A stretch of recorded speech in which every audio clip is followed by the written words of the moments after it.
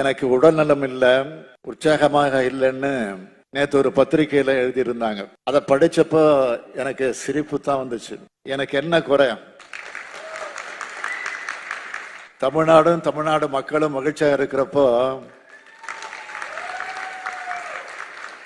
அதை விட வேற என்ன வேணும் எனக்கு? நேற்று ஒரு வீடியோ பார்த்தேன். சென்னையை சார்ந்த ஒரு சகோதரி பேசுறாங்க.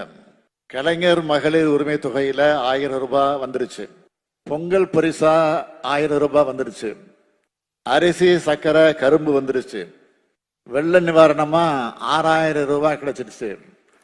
ஒரு மாசத்துல முதலமைச்சரே 8000 ரூபாய் கொடுத்துட்டாரு.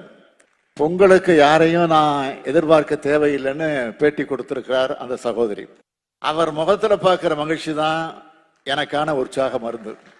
எனக்கு மக்களை பற்றி தான் எப்போதும் நினைப்பே தவிர என்னை பற்றி இருந்தது இல்லை.